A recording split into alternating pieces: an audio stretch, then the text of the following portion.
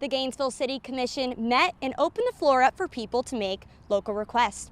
The first request on the agenda, asking for financial support to revitalize Citizens Field. Just hours ago, community members gathered outside of City Hall to demand that Gainesville divest from Israel.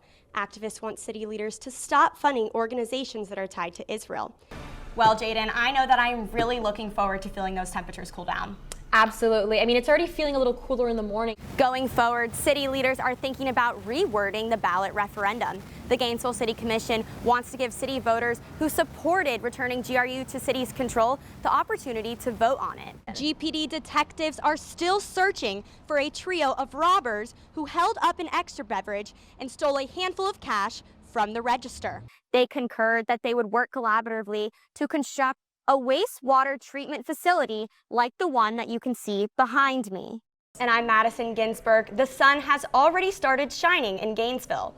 We begin with WUFT's meteorologist William Maxim live in the weather studio, tracking the front and what you can expect for the rest of your work week. Route 25 specifically affects those who travel to Grace Marketplace, a place that helps the city's most vulnerable populations. Though we went there and no one felt comfortable speaking with us, they did say that it was a hindrance.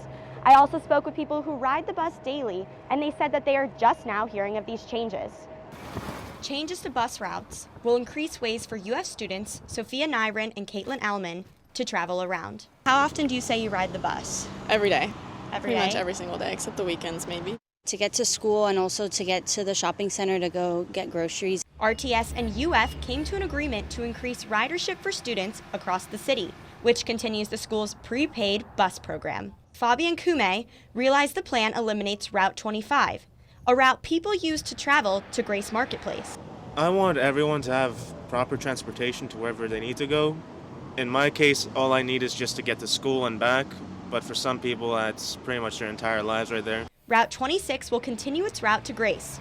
Some say the issue? The route is about half the length of Route 25, and it doesn't run on weekends. Mayor Harvey Ward says it's not a perfect solution, but an answer for now. We always have more work to do on transit. As long as there's anybody who can't get a ride at the time they would like to get the ride, there's more work we need to do. For Sophia and Caitlin, riding helps their budget. It's incredibly helpful. I mean, I don't have to spend the money to pay for my own transportation. It allows students to not only exist in school, but in other spaces. In order to break away from campus. Bus goers can expect for some changes to be implemented, one of them being Route 125 being canceled. The Gainesville community reacted to a conservative activist coming to town. Charlie Kirk's appearance sparked debates and protests for some. Charlie Kirk made an appearance at the University of Florida as part of his American Comeback Tour. Great to be here, everybody, and we're going to do some questions, and this is what free speech is all about. Let's get started. Thanks, guys. Part of Kirk's tour involves inviting what are called disagreeers to ask him a question. Tracy Ashe Shabazz feels neutral about Kirk. Well, I didn't come to debate. I came to have a conversation. I feel like a debate is somebody trying to win something. I wasn't trying to win anything. I just wanted to understand where he was coming from. He took the mic and asked about his perspective on white privilege.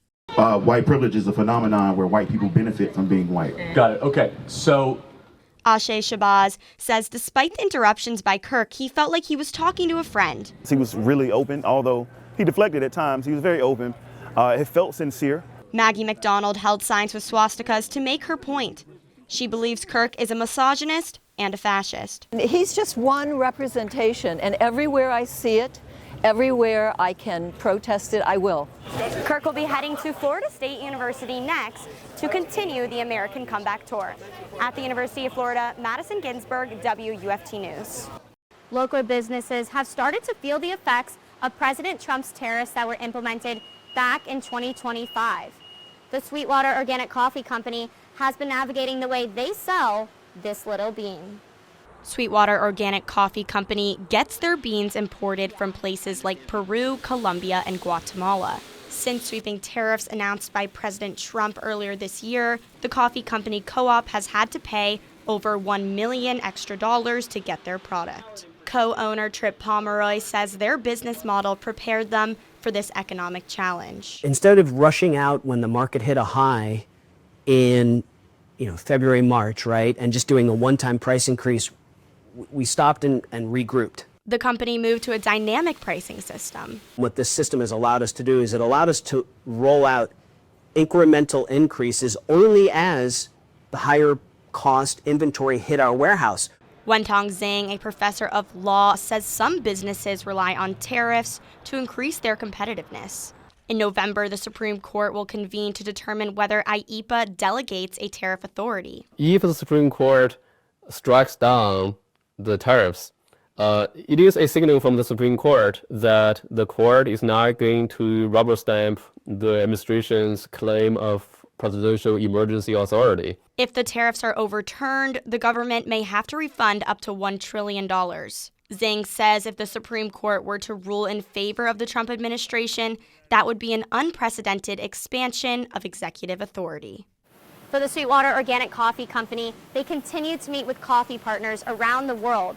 The co-owner is headed to Peru at the end of this month to meet with trading partners and discuss changes in this current economic environment and how they continue to move forward. For now, this little bean is fueling co-owner Trip Pomeroy through the unknown. At the Sweetwater Organic Coffee Company, Madison Ginsberg, WUFT News.